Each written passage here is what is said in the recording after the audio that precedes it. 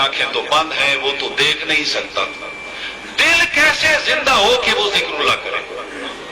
کیونکہ جب دل زندہ ہو جاتا ہے، بیدار ہو جاتا ہے، وہ سب سے پہلے اللہ تعالیٰ کا دیدار کرتا ہے. لوگوں نے اس دل کے یہ جو سینے کے اندر گوشت کا لوتھڑا ہے اسے دل سمجھ رکھا ہے اور اس کو دھڑکاتے رہتے ہیں. اور سانس بند کر کے کوئی بھی انسان سانس بند کر کے مشقت کرے یہ تو خود بخود دھڑکنے لگ جاتا ہے. اس کا نام ذکر اللہ نہ کر لیا. اس غلط فہمی میں ساری زندگی گزار دیتے اور پلے کچھ بھی نہیں پڑتا، اللہ تعالیٰ کو دیکھتے ہی نہیں. دل زندہ ہو جائے تو اس کی پہلی فطرت ہے کہ وہ اللہ تعالیٰ کے دیدار کرتا ہے. سبحان. لیکن دل کیسے زندہ ہوتا ہے؟ کیا تعلیم سے زندہ ہوتا ہے؟ کیا ورد وظائف سے زندہ ہوتا ہے؟ کیا تسبیحات سے زندہ ہوتا ہے؟ حج سے، نماز سے، جہاد سے، اس سے زندہ ہوتا ہے؟ ہرگز نہیں ہوتا ہے. اس سے دل زندہ. دل کس سے زندہ ہوتا ہے؟ تلقین سے. یہ نقطہ سمجھنے کی ہے، سمجھنے کا ہے، سے سمجھے. دل کس سے زندہ ہوتا ہے؟ تلقین سے. تلقین کسے کہتے ہیں؟ جی تلقین کہتے ہیں کہ صاحب نظر جب کسی کے دل پر، دل کیا ہے؟ انسان کا باطنی نوری وجود ہے، اس کے اندر ہے، وہ نکل جائے تو یہ لاش ہے. کوئی صاحب نظر جب دل پر نظر ڈالتا ہے تو اس کے دل پر اسم اللہ لکھ دیتا ہے جس سے دل فوراً زندہ ہو جاتا ہے. سبحان اللہ. اس کا نام ہے تلقین. یعنی نظر نوازی کا نام تلقین ہے، نگاہ سے دل کو زندہ کرنا. یہ پہلا فرض ہے. اس آیت میں بھی اللہ تعالیٰ نے پہلے چونکہ ذکر اللہ بتلایا کہ ذکر اللہ کثرت سے کرو اور بعد میں تسبیح کرو. تو حضور علیہ الصلوۃ والسلام جب دنیا میں تشریف لائے، اس نقطے کو سمجھنا، ورنہ سمجھ نہیں آئے گی سارے دین کی. جب حضور علیہ الصلوۃ والسلام اس دنیا میں تشریف لائے تو انہوں نے کیا کیا؟ جو صحابی بھی حضور علیہ الصلوۃ والسلام کے ہاتھ پہ بیعت کرتا آیا، یعنی حضور علیہ الصلوۃ والسلام نے نبوت کا اعلان کیا، اور جس آدمی نے حضور علیہ الصلوۃ والسلام کے ہاتھ پر بیعت کی، حضور علیہ الصلوۃ والسلام نے نگاہ سے اس کے دل پر اسم اللہ لکھ دیا اور اس کا دل زندہ کر دیا. پھر جب دل زندہ ہو گیا تو دل ذکر اللہ میں لگ جاتا ہے، اس کو وہ سارا پرانا وقت یاد آ جاتا ہے. کیسے یاد آتا ہے؟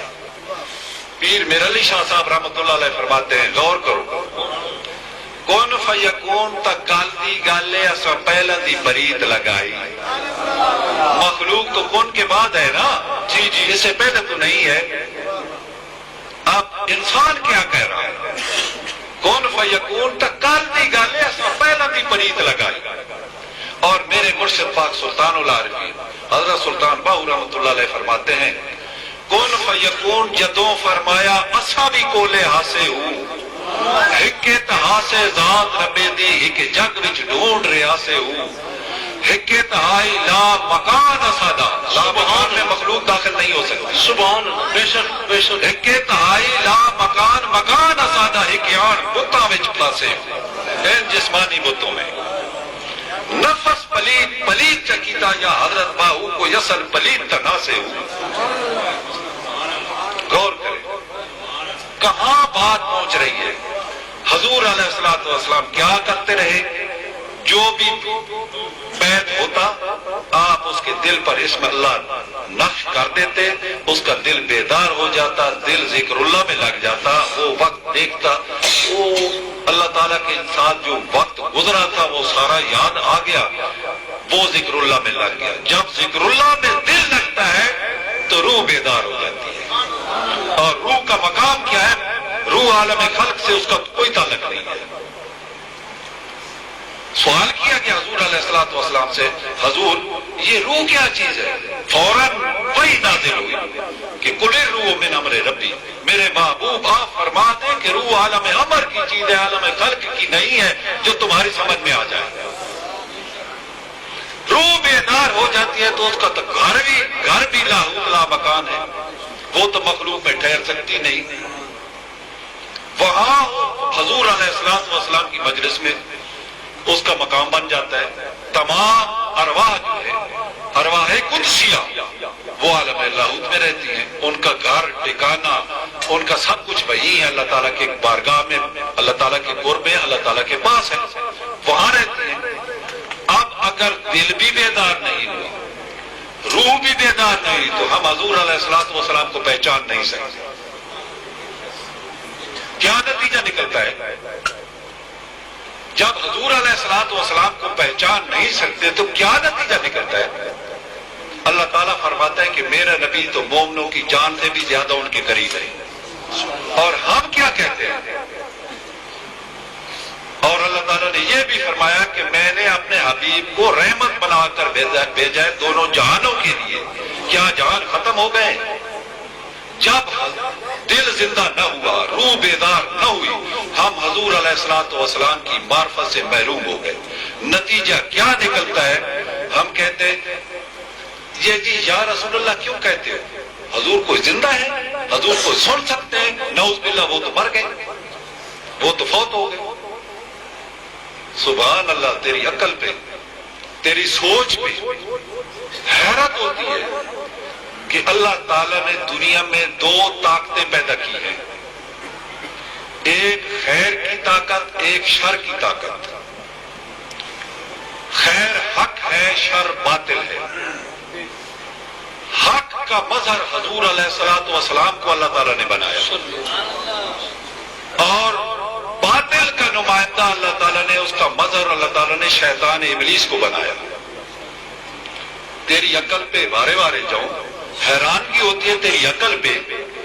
تو شر کو تو ہر وقت حاضر ناظر سمجھتا ہے کہ شیطان ہر آدمی کے ساتھ ہر وقت ہے، ہر وقت گمراہ، اسے گمراہ کرتا رہتا ہے رات دن، اور تو حق کو بردا سمجھ بیٹھا، اپنے سے دور کر لیا۔ ارے نالائق، جب تو حق کو اپنے سے دور سمجھے گا تو اللہ تعالیٰ کے ایک اٹل فیصلہ ہے۔ اللہ تعالیٰ فرماتا ہے انا عند ظن عبدی بی فلیظن بی ما یشاء، میں اپنے بندے کے ساتھ اس کے گمان کے مطابق ڈیل کرتا ہوں۔ اب میرے بندے پر یہ منحصر ہے کہ میرے ساتھ کیسا گمان رکھے۔ تو نے جب گمان کر لیا کہ مجھ سے حق دور ہے تو حضور علیہ السلام دور ہو جاتے ہیں، اور پھر شیطان نفس حب دنیا تجھ پر غلبہ پا لیتے ہیں، شر تم پر غالب ہو جاتا ہے۔ حق کی طرف تو رجوع کرے گا تو حق تیری مدد کو آئے گا۔ جب تو نے اس مدد سے انکار کر دیا کہ وہ تو زندہ ہے ہی نہیں، مر گئے، مٹی ہو گئے، قبر میں ہے، وہ سن نہیں سکتے، تو ان کی طرف فریاد کیسے کرے گا؟ ان سے مدد کیسے طلب کرے گا؟ جب مردہ ہی سمجھ بیٹھا اور شیطان کو تو زندہ سمجھ بیٹھا ہے، تیرے ساتھ رہتا ہے، تیری عقل کہاں چلی گئی؟ یہی دین ہے، یہی اسلام ہے۔ اگر یہ چیز پیدا ہو جائے تو اب اپنے اعمال کی طرف دیکھ لو۔ ہم سب لوگ نمازیں پڑھتے ہیں، چاہے ہم دیوبندی ہیں، چاہے ہم اہل حدیث ہیں، چاہے ہم شیعہ ہیں، چاہے ہم بریلوی ہیں، کسی بھی فرقے سے ہے تعلق ہے ہمارا، نمازیں پڑھتے ہیں نا؟ جیسے بھی ہیں ہمارے فرقوں میں پڑھتے ہیں نا، تو نماز کے متعلق اللہ تعالیٰ نے کیا فرمایا؟ ان الصلاۃ تنہی عن الفحشاء والمنکر، بے شک نماز کا یہ وصف ہے کہ یہ بے حیائی اور برائی سے روک دیتی ہے۔ اب ہر نمازی اپنے اندر جھانک کر اپنے آپ سے سوال کرے کہ کیا میری نماز نے مجھے جھوٹ بولنے سے روک رکھا ہے؟ جواب آئے گا نہیں۔ کیا میری نماز نے مجھے حرام کھانے سے روک دیا ہے؟ نہیں۔ کیا میری نماز نے غیبت گلہ گوئی کرنے سے مجھے روک دیا ہے؟ نہیں۔ کیا میری نماز نے میرے وجود سے لالچ، ہوس، طمع، غرور، تکبر، بغض، کینہ ختم کر دیا ہے؟ جواب آئے گا نہیں۔ جب تیری نماز نے تجھے یہاں کچھ فائدہ نہیں دیا، قبر میں اس پر کیوں بھروسہ کرتا ہے؟ حشر میں وہ تیری مدد کو کہاں آئے گی؟ کہاں فائدہ تجھے دے گی؟ جس نماز نے تجھے یہاں فائدہ نہیں دیا تو ان پر بھروسہ کر کے بیٹھ گیا، ہماری سب کچھ ہے۔ میں آپ سے پوچھتا ہوں، تلقین حضور علیہ السلام کرتے رہے، مومن بناتے رہے، جب ان کا ایمان کامل ہو گیا تو 7 سال کے بعد نماز فرض ہوئی۔ نماز کب فرض ہوئی؟ حضور علیہ السلام کے اعلان نبوت کے 7 سال بعد۔ اس سے پہلے تو کسی صحابی نے یا حضور علیہ السلام نے نماز پڑھی نہیں، فرض ہی نہیں تھی۔ تو کیا اس دور میں کوئی صحابی فوت نہیں ہوا؟ اس کا مطلب ہے کہ اگر سب کچھ ہی اعمال ہے تو وہ تو تہی دست کیا۔ اور روزے کب فرض ہوئے؟ جب پورے 10 سال بعد روزوں کا حکم ہوا کہ اب اے مومنو تم پر روزے فرض ہے۔ ماشاءاللہ۔ حکم کن کو ہو رہا ہے؟ مومنوں کو۔ اے مومنو نماز قائم کرو، اے مومنو روزے رکھو، اے مومنو حج کرو، اے مومنو زکات دو، اے مومنو جہاد کرو۔ یہی حکم ہے نا؟ جی جی جی۔ تو مومن پہلے بنو گے تو تب یہ تم پر فرض ہوگی۔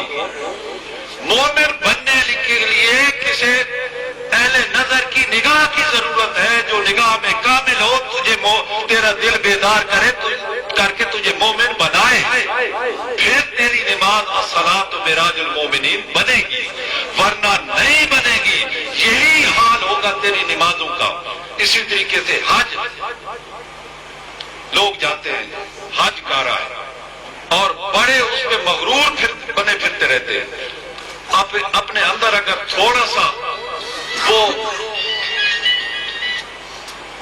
تھوڑا سا غور کریں کہ ہمارے حج کی کیا حالت ہے۔ حاجی صاحب جس وقت آپ نے احرام باندھا تھا تو آپ مرے تھے، آپ نے موت کی حالت خود پر وارد کی تھی کہ میرے مولا میں تو یہ کفن پہن کر جب احرام باندھا تو کفن پہن کر تیری بارگاہ حق میں ہاتھ کھڑا ہوں، میں تو مردہ ہوں، دنیا سے میرا تعلق گیا، اولاد سے گیا، بیوی بچوں سے گیا، سب کچھ سے گیا، میں مر کر یہ کفن میرے گلے میں ہے، میں ابھی قبر سے اٹھ کر آ رہا ہوں تیری بارگاہ میں، اللہم لبیک، کیا تیری یہ حالت ہوئی تھی؟ کہے گا نہیں۔ تو خانہ کعبہ میں گیا تھا، خانہ کعبہ اللہ کا گھر ہے، کیا تجھے گھر والا ملا تھا؟ نہیں۔ قربانی کی تھی؟ ہاں جی کی تھی۔ کیا کیا تھا؟ بکرا ذبح کیا تھا۔ اس کے گلے پہ چھری چلائی تو اپنی میں پر، اپنے نفس کے گلے پر بھی چھری چلائی تھی؟ نہیں چلائی۔ وہ زندہ کا زندہ ہے۔ حضور علیہ السلام کے روضے مبارک پر گئے تھے؟ ہاں گیا تھا جی۔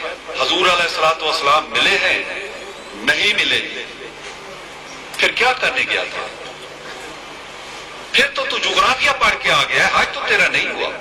ہاں اتنا ضرور ہوا کہ تو جب خانہ کعبے پر تیری نظر پڑی تو اللہ تعالیٰ نے دیکھا کہ میرے گھر کے دروازے پہ یہ آ گیا ہے، یہ گناہوں سے لدا ہوا ہے، اس پر وزن ہے، بوجھ ہے گناہوں کا۔ اللہ تعالیٰ نے اسی صرف پہنچنے پر تیرے وجود سے وہ گناہوں کا جو بوجھ تھا اتار، تو تجھے تیرے سارے گناہ بخش دیے۔ تو بخشا تو گیا لیکن حج نہیں کر سکا، جیسا گیا تھا ویسا ہی واپس آ گیا۔ وہاں بھی تجھے بیوی بچے یاد آ رہے، مردوں کو بھی یاد آتے ہیں کبھی۔ تو مر تو سکا نہیں، اس حج پہ تو کیسا ناز کر رہا ہے، کیوں کر رہا ہے؟ یہ ساری کی ساری باتیں جتنی ہیں ہم اعمال کرتے ہیں ان کا حشر یہ ہے، کیوں ہے؟ ہم نے ذکر اللہ چھوڑ دیا، ذکر اللہ کو سمجھا نہیں کہ ذکر ہے کیا، زبان استعمال کر رہے ہیں، ساری رات بیٹھے الہو الہو الہو۔ ارے اس سے دل زندہ نہیں ہوتا، دل کسی کی نظروں سے زندہ ہوتا ہے۔ دل زندہ کرا جو تیرا دل ذکر کرے، اور ذکر یاد کا نام ہے، یاد تصور کا نام ہے، زبان کا کام ذکر نہیں ہے۔ تو اسے زبان سے کرا رہا ہے، یہ تو بھائی تسبیح ہے، تسبیح علیحدہ فرض ہے، ذکر علیحدہ۔ تو ہرگز مومن نہیں بن سکتا۔ جب تو مومن نہیں بن سکے گا تو دنیا میں بھی آخرت میں ذلیل و خوار ہوگا۔ غور سے میری یہ بات سننا، کیسے ہوگا؟ اللہ تعالیٰ نے فرمایا وَلَا تَهِنُوا وَلَا تَحْزَنُوا وَأَنْتُمُ الْأَعْلَوْنَ إِن كُنتُم مُؤْمِنِينَ۔ اے مسلمانوں، سستی مت کرو اور غم و فکر بھی مت کرو، تمہارا ہی غلبہ ہوگا روئے زمین پر بشرطے کہ تم مومن بن جاؤ۔ یہ کون کہہ رہا ہے؟ اللہ۔ بولو یار، کون کہہ رہا ہے؟ کیا کہہ رہا ہے اللہ تعالیٰ؟ کہ اگر تم مومن بن جاؤ تو روئے زمین پر تمہاری حکومت ہوگی، تمہارا غلبہ ہوگا۔ کون کہہ رہا ہے؟ اللہ۔ کس سے کہہ رہا ہے؟ ہم سے کہہ رہا ہے۔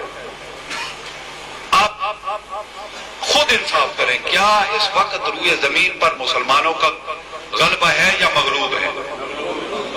مغلوب ہے تو پھر مان لو کہ انسان کی تین حالتیں ہوتی ہیں، ان میں سے ہماری کون سی ہے؟ یا وہ کافر ہوتا ہے، یا منافق ہوتا ہے، یا مومن ہوتا ہے۔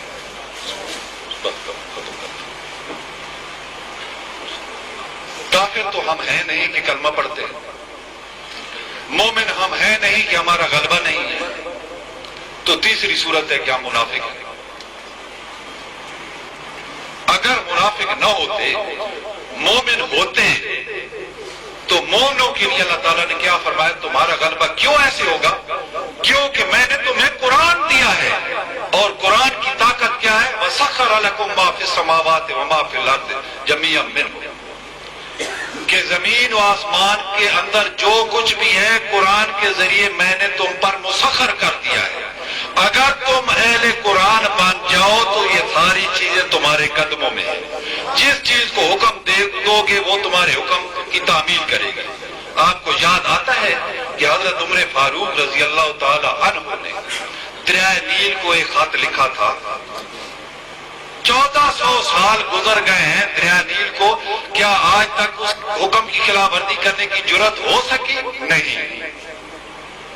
یہ مومن کا تو یہ مرتبہ ہے، ارے تو دل کو بیدار کرتا نہیں، کرواتا نہیں، کسی کامل کے پاس جا کر تو اہل ریاضت کی طرف جو زبان سے عمل سکھلاتے ہیں ان پیروں کے تو چکر میں پھنس گیا۔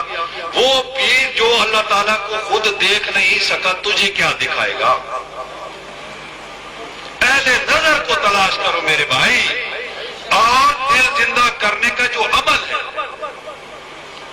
یہ جو نگاہ ہے یہ تو توفیق ہے، عمل کیا ہے؟